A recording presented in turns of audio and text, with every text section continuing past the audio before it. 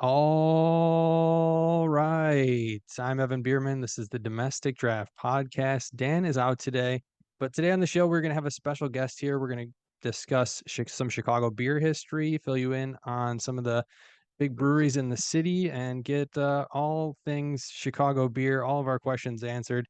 But first, let me tell you what I'm drinking today. I have Short Fuse Brewing. It's out of Schiller Park, Illinois. It is a brewery that was established in 2017 near O'Hare. Short Fuse is a production brewery and tap room with a full kitchen. They maintain a large rotating tap list of 20 plus beers. Place always keeps it fresh. The food is delicious. Check it out if you're ever in the Schiller Park or Rosemont area. If you're flying into the city, it's just 5 minutes from the O'Hare terminal. I also must mention they were awarded Brewery of the Year and 2 silver medals at the 2021 Great American Beer Festival. So the beer I have here today is called Midwestern Tuxedo. If you've never heard that term, which I hadn't, I looked it up on Urban Dictionary.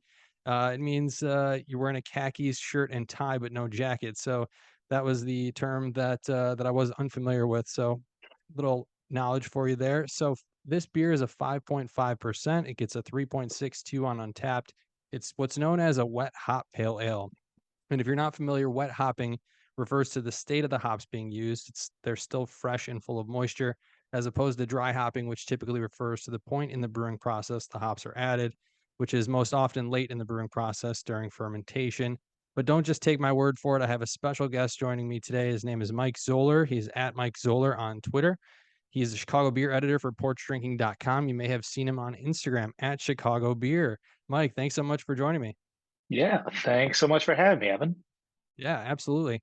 Now some people might be surprised based on your Instagram handle there that this isn't your full-time job. So how did you become the Chicago beer editor for porchdrinking.com and amass this large following on Instagram?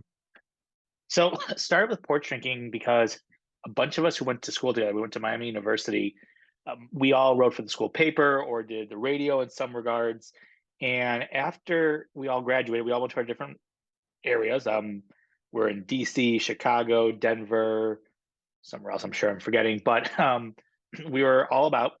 And Tristan Chan, who founded Porch Drinking, reached out to a bunch of us, like saying, "Hey, I want to keep writing. The craft beer scene in Denver is getting bigger. It's still, this is 2012, 2013. I always get confused on the date, but 2012, 2013. So craft beer is still not really huge." And he's like, "I want to start writing about it. Who's in?" I raised my hand. I was like, "Sure, I'll start writing about it." And I actually started writing sports because porch drinking used to be everything: beer, music, sports, pop culture. And we stopped after about a year. We were like, you know what? We're really good at beer. And then I was like, well, I've got to start learning beer. So started covering beer. The Instagram probably came about, I don't know, years later. And I had an Instagram account. I never used it because I was like, I don't really do anything interesting. And then I was like, but you know what? I want to start promoting my stories a little bit. And there's artwork there, there's photos there, and the handle was available. Again, this is years ago. I'm guessing that handle probably wouldn't be available today. Great handle. Uh, For sure. yeah, exactly. You know, it was a good handle, and just started interacting. I think the key with social media is you have to interact with other people. Now, you don't want to use bots or anything like that, but I made it a point every day to interact with 25 new accounts, and I would just search through hashtags to find things that people were interested in, and every day I just did 25, and very slowly the following grew, and that's where we are today. Wow. Yeah, that's really interesting. Um, porch drinking in particular, what is it about porch drinking? Because I'm assuming you still are affiliated with them, still writing with them. You've been there for almost 10 years now. Which congratulations. I mean, that's a big milestone to be with, the website and have that keep going for 10 years, but what is it about port drinking now that other sites don't have? I noticed you guys have some beer release calendars on there, and that's something that, people are always looking for, but is something specific about the website that you would say, "People need to go here because this is where you can get this?" We have content. We have consistent content. And that honestly, that's the biggest difference, right? We we don't see as many today, but probably 4 or 5 years ago, there was 1,000 beer blogs, right? Here's how it starts. Everybody wants to start a beer blog, which is great, right? You're passionate about Mhm. something, write about it. You start writing. The first month you have the beer blog, you write an article every few days. You're loving it. The next month you're writing an article every 2 weeks or every week. The next month it's every 2 weeks because it's hard. It is Mm. hard to put out consistent content And Porch Drinking has a staff of we're probably at least 100 writers now, all across the country. So every day we have 2 to 4 pieces of content going up, and that's probably what has helped us stay consistent this long is that you can go to our site every day and see something new. So we're always fresh, we're always top of mind. There's always something going on, and that's just why I think we've lasted as long as we have. Whereas other blogs, that started out with great intentions, want to write, and we've actually taken some writers who had their own blogs, like, listen, I can't run an entire blog, I still want to contribute. They come to Porch Drinking, but I think having consistent content is a big thing. Yeah, it's huge. So Chicago beer specifically, what do you think sets it apart from other cities in the US? Because you write with a lot of people from around the country. What do you think Chicago beer in particular does differently? I think I'm not saying this is how we set ourselves apart necessarily. I think we're the biggest city that has the biggest craft beer scene. That makes sense, right? So like New York, LA don't have a craft beer scene like Chicago. They don't. But if you think about smaller cities like Portland and Denver that have fantastic, and San Diego and Asheville that have fantastic beer scenes, they're smaller. I would say what makes us similar to those is that you have a lot of breweries in a relatively small area, but the variety is key. Having all different styles, and people come to Chicago, literally any style of beer. We have a world class brewery making that style that we can point you in that direction. And so I think that's, again, maybe it's not what's unique about about Chicago, but it's what kind of sets us apart. It's why people who come to Chicago, there's so much you can do. There's so many breweries you can go to, and you can walk to. You can drop yourself in any neighborhood and probably hit 3 to 4 breweries. Do you have any kind of homebrewing background? Just based on looking at your Instagram account, you'd know Mike knows everything that there is. You couldn't put a beer past him that is in the Chicago area right now. But have you ever homebrewed? Have you ever dabbled in that? Never, never, Never. no desire to, Really? never want to. I've been offered homebrew kits by every Mhm. manufacturer out there, and no desire for a few reasons. One, I want to drink what people are already making. We have plenty of breweries. Home brewing, respect everybody who wants to do who anybody wants to do it. No issues with it whatsoever. It's just not for me. I don't want to take the time, the mess, the smell, the cleanup. It's just not something that I have ever been interested in. Yeah. And so yeah, no, I've never homebrewed. I have brewed a couple of beers at real breweries as a guest, but that's about it. Okay. Wow. That's a interesting little tidbit there. Um, and during the summer, I noticed the Yuzu Fierce was probably your go-to beer. I don't know if you would say that is, but outside of the summer or just in general, do you have like a go-to beer? Oh God, it changes. It changes all the time. It's just like when someone asks me if I have a favorite brewery. Yeah, If I get asked 5 times a day if I have a favorite brewery, what my favorite brewery is, I'll give 5 different different answers answers. because yeah, because I have breweries that I tend to gravitate towards more, but that's for not just it's not just because they have good beer. All the breweries in Chicago have good beer, and I've said this before. Like there's no brewery making bad beer in Chicago. You wouldn't survive otherwise. But there are ones that I gravitate towards because I know people there, because they're close to my house, because I've been drinking them for years, and so that's who I tend to go to. But I would say what I tend to drink, I almost always have Dovetail in my fridge, almost always. It's what I like to drink. They're lagers, they're Kolsch. It's a good price point, right? 4 pack is 10.99. Mhm. They're almost always in my fridge. But I have mostly lagers in my fridge. I think it's probably to people probably to no surprise.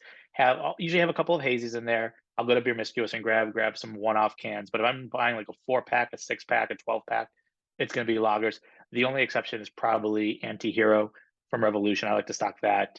Lejeune from Alarmus is my hazy go-to.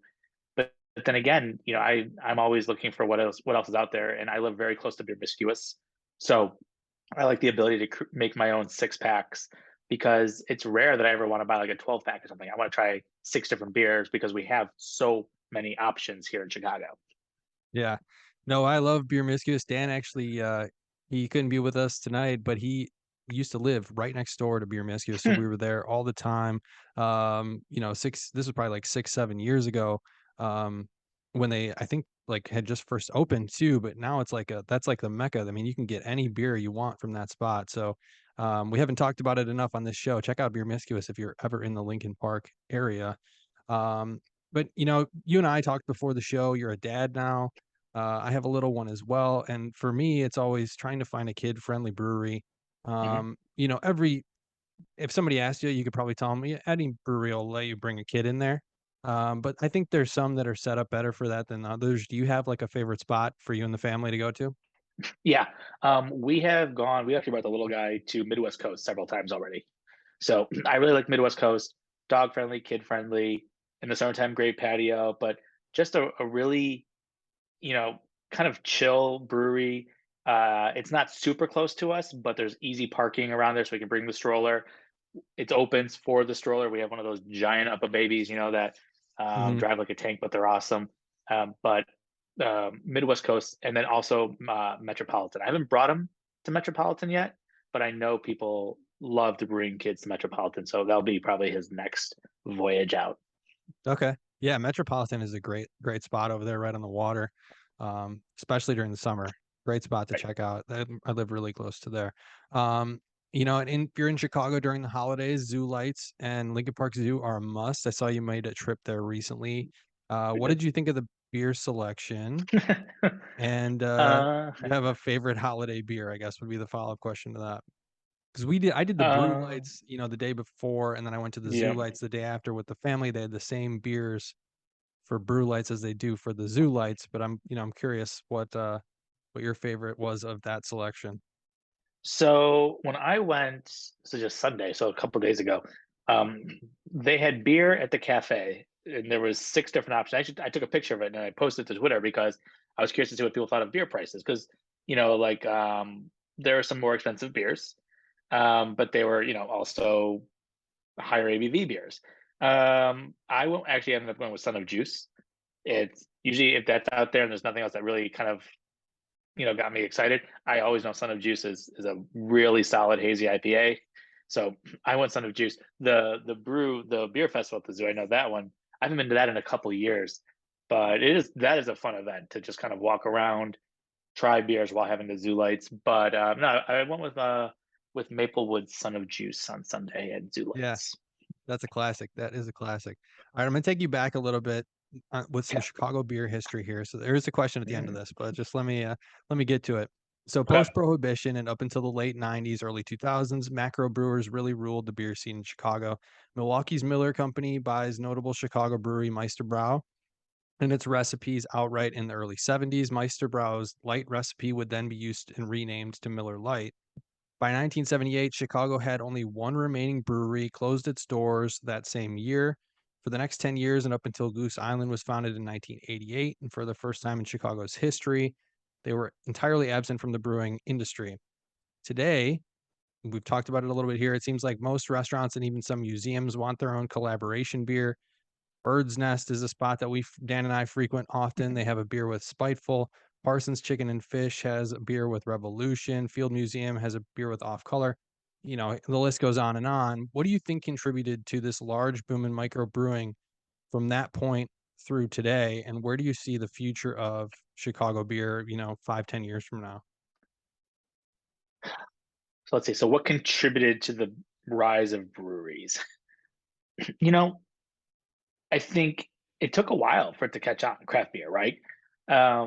You think about kind of the OGs in the city, Revolution, Half Acre, Metropolitan, Two Brothers, Beta Brow. They were making beer, and I think what kind of spurred it is that people were just simply looking for something new. And like Goose Island was synonymous with Chicago. It still is synonymous with the Chicago beer scene. But something that I think what helped it is people from Goose Island branched out to start their own breweries. And I started this project a long time ago, never finished it, but you could do brewing family tree. You'd be shocked at how many brewers at other breweries started from Goose Island. And I think, you get an itch to start your own brewery. And people left and people started making their own beer, and they got really good experience at Goose Island. The sale of Goose Island, I know, helped spur some people to leave, right? Um, but that is part of the reason why we saw a boom, is that Goose Island was doing really well. People liked craft beer. Those employees at Goose Island went off and started their own. People who weren't at Goose Island were like, hey, this is something that I also want to do. Homebrewing was really big, right? And being able to, you know, get a small brewery up and running back in 2012, 14, there was still a lot of overhead, but it was easier than trying to do it today where space is at a premium, shelf space is at a premium. Um, and I think having such a dominant brewery at Lake Goose Island really helped pave the way for Chicago. And then the second part is the future, right? Mhm. It's so hard to tell. It really is. And the one thing I know is that everything is cyclical, right? So, we when I first started covering beer, everybody wanted the clearest beer imaginable. I went to Two Brothers, was one of the first breweries I ever covered. Went into their brew house. They had the centrifuge that they showed me. It was like, hey, look at this. We're the only ones who have this right now. It makes the beer as clear as possible because everybody wanted clear beer. IPAs had to be see right through them. I thought that was really cool. That's what people wanted. Then we get into the hazy game. Like 3 years later, we're into the hazy game, and the hazy game's still there, right? Hazy IPAs aren't going anywhere, but we're seeing a shift, a slight shift, back to lagers and more traditional styles. We saw a little boost for sours for a little bit. We saw mead have a moment, and I don't think mead's going anywhere, but mead kind of fills out a little bit. So everything is cyclical. We're gonna get back to other styles. Will become popular. Things will stay, right? Hazy IPAs again are not going anywhere, but where it's going is I don't really know what's going to be that next big thing just yet. I will say I think distribution, shelf space, those wars are going to get really interesting. You walk into a Binny's or a bottle shop today, there are endless opportunities, endless options, opportunities, options. And you can be overwhelmed. I get overwhelmed, and I know the Mhm. scene. And tend to still fall back to 5 or 6 beers that I know really well. And so how will small breweries, new breweries break into the into the Chicago shelves and succeed? I think it's really interesting, something to watch. But that's right. I think direct from the brewery will be huge. Neighborhood tap rooms that can get some distribution but can get a steady stream of business. Hopefully that can be enough for them to keep the lights on, because we saw some breweries close, especially in the last 2 months. We saw Yeah. Empirical and Urban Labs, right? Yeah, Urban Labs close. They didn't make bad beer, but they're very small. They didn't have great. Empirical had distribution. Urban Labs did not, and so it was tough for them. And so I think it's gonna be really interesting to see what happens in the next year or two. Yeah, for sure. I know lagers are definitely it feels like coming back. I don't know if they just have a spotlight right now. They do. And I was at Fobob with a friend not that long ago, and they had a lager lounge that was packed. It was just packed up Hmm. there. So Yeah, everyone was, let me sip a little bit on, the stouts, and then I'm gonna go up to the lager lounge and hang out and have a beer up there. Which I don't know that that would have been the case 5 years ago. So it's really interesting to see that shift. yeah. Um, And along that. it's funny. It's funny to say that lagers are coming back, right? Because like I agree with you, Mhm, they didn't go anywhere, but yeah, people are now realizing like, hey, I'm wrecking my palates on these 7.5, 8% hazy IPAs. How about a 4.4% lager that you can have a couple of? That just sounds good. right. And taste change. Are we done with the marshmallow beers and the like 450 North? You know what I'm talking about? Yeah. So the fruited sours are Yeah. one thing, right? Or the sorry, not fruit, the fruited smoothie sours. We're not we're not done with them. Um, I will say they're eventually going to be price prohibitive. People are going to look at them and like a 4 pack's going to be $32, and you're just going to be like, absolutely not. Like, I have no Yeah. desire to spend that much money on 4 cans of of beer. There will always be a place for them. People like them. That's purely personal taste. They're not for me. When they came to Chicago for the first time, I finally tried one. I was like, I gotta see what the hype is. I was like in 4 ounces, sure, but in 16 ounces, there's no way I want something that sweet. I don't think they're gone. I think we're not going to see them as hyped up as they were before. Okay. I'm gonna call it right now. I think saisons are the next frontier. I think, there's been a little bit of a shift towards that. I did see a lot of people at Fobab too hitting up the saison, area, but that's just my personal opinion. Outside of, like, lagers, what are some other trends in the industry right now that you're noticing? I'm seeing variety packs more and more. It's something that I've been kind of thinking about for a few years, talking about. I'm seeing like mixed variety packs. Noon Whistle has one for their hazies. I just saw. We saw Temperance and Cruz Blanca both offer their barrel aged stouts in a 4 pack, so you could try one of each instead of making people buy four packs. We saw that this year. Who else has done one? Revolution obviously has their hero packs. They've been doing those for at least a year now. I think that's something. It is harder to package, 100%. That's what everyone tells me, and Mhm. I get it. But if you want to introduce more people to your beer at a more reasonable price point, I think variety packs are a great way to do it. So I see that being a thing. People getting their core beers, their specialty beers, whatever it is they have to do. We'll see that. I know there was a can shortage going on, but I think cans are here to, not here to stay, but we're going to see everyone be in cans. It was interesting to see at Metropolitan just at their last bottle run. They've been in cans, but they're also bottling, and they finally stopped bottling completely. I think right now there's only one brewery in Chicago that I can think of that isn't in cans today, and that's Moody Tongue. Right. I can't think of anybody else who's only in bottles. Yeah, and Someone Moody might Tongue's hear this and not gonna change, right? Because 'Cause they're that that high-end beer, I right? mean, That's kinda their hi, market. their price point of their beer is every market.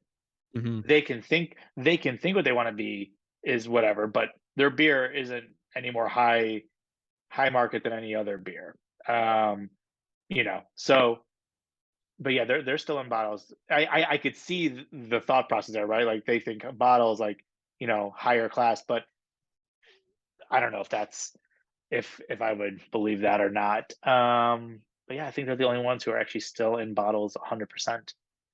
Trying to think now, you can't think of anybody else. Yeah, and so we talked about it a little bit. Afterthought might only be in bottles still, or in can bottles, maybe. Okay. Speaking of saisons, Yeah. Um, we talked a little bit about it, but there's so many breweries right now. How are they all gonna stay relevant in such a saturated market at this point? I mean, are some of these gonna get swallowed up by the big guys here? What do you think's gonna happen? I don't think any big company is going to buy any breweries for a little bit. We saw people get burned. We saw Constellation get burned with Ballast Point, right?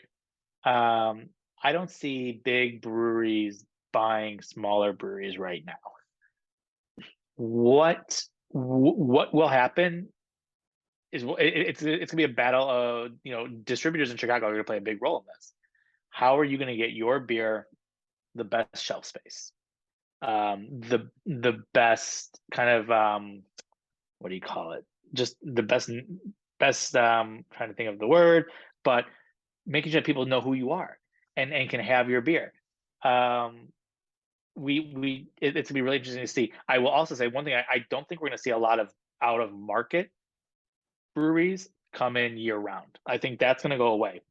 I think what's proving to be a lot more successful is doing these one-time drops every so often, so people get excited, but don't forget about you.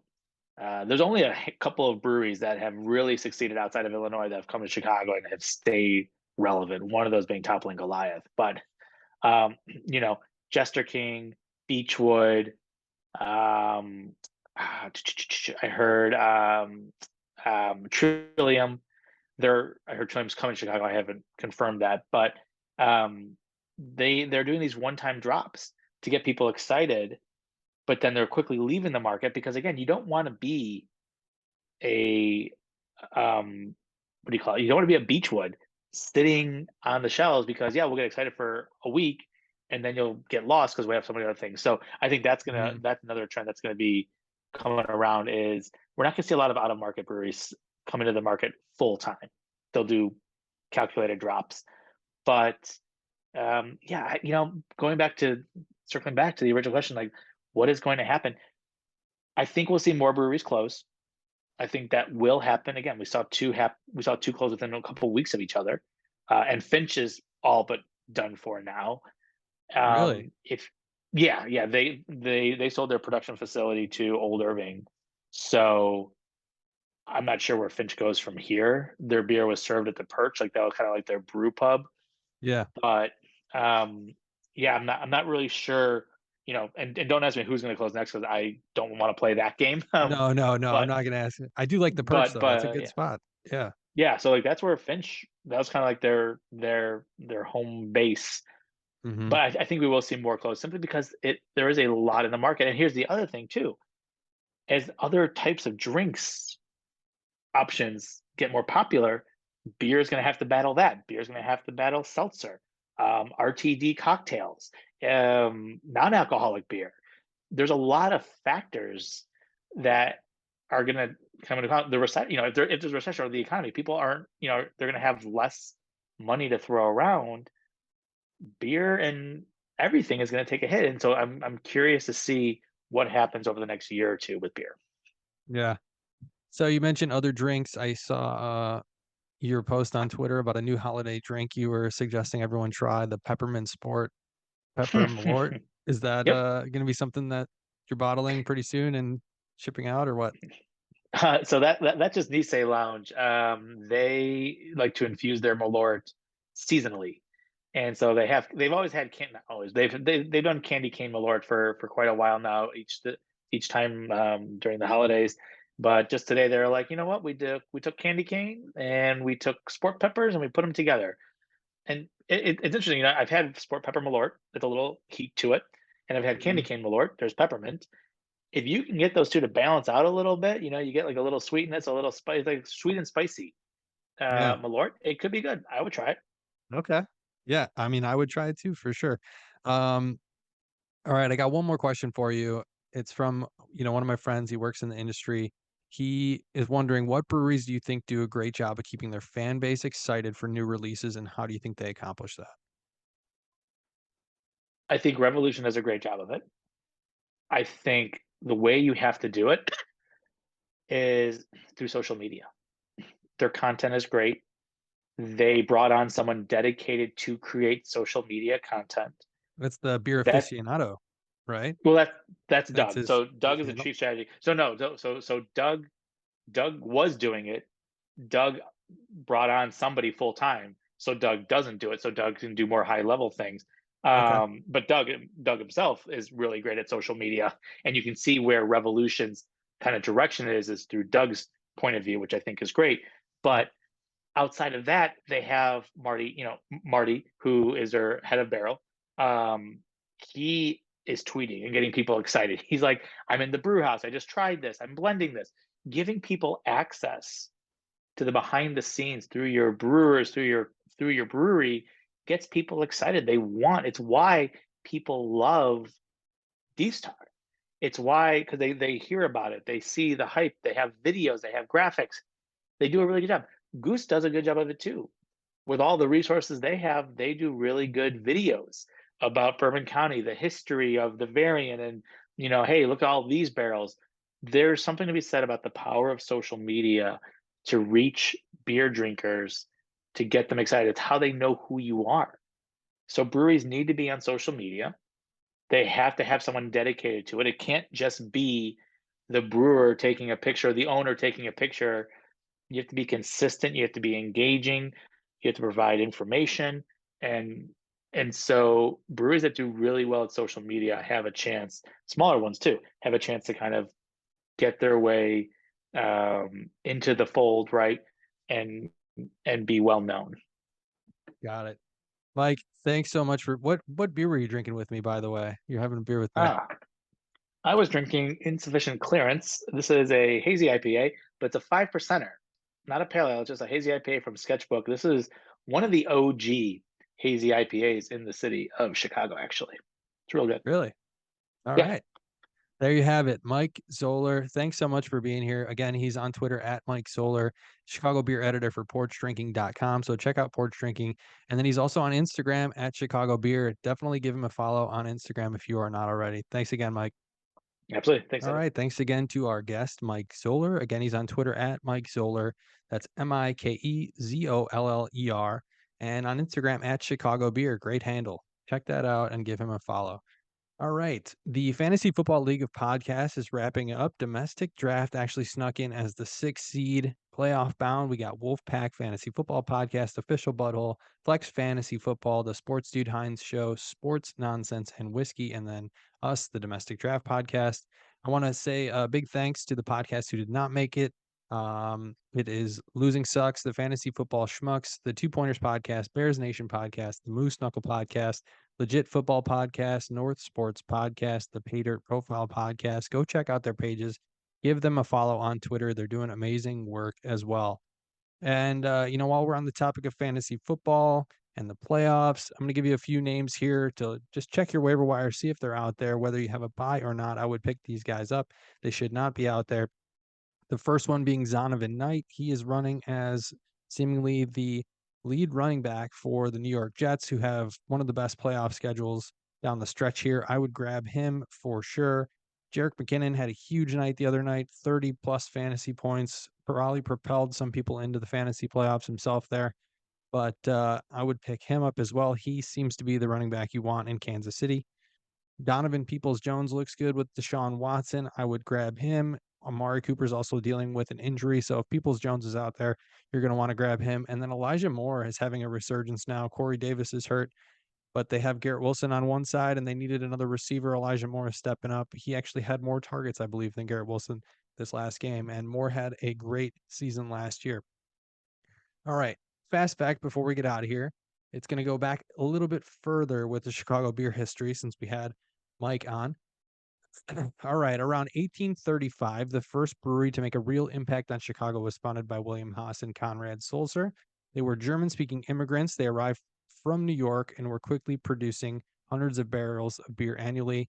William Lill arrived from England, bought into the brewery in 1839. The same year, Chicago's first mayor, William Ogden, did the same. So the Chicago's first mayor bought into Chicago's first brewery. Kind of interesting. Beer historian Greg Smith notes the mayor was very much involved in the business and not just a silent partner. He wanted to ensure the hops came from New York's Finger Lakes region. Ogden was out of the business by 1842, the same year Michael DeVersey arrived on the scene, big Chicago name. With his investment and the departure of Haas and Sulzer, the brewery became the Lill and DeVersey Brewery, and later simply the Chicago Brewery. Despite the partially German origins, they chiefly produced porters, stouts, and a popular cream ale. So there's your Chicago history. And thanks again to our guest, Mike Zoller, for joining me today. I'm Evan Bierman. You've been listening to the Domestic Draft Podcast. If you're listening on Spotify, don't forget to rate the show. You can find us on Twitter at Domestic Draft, on Instagram at Domestic Draft Podcast. Our website is domesticdraft.com.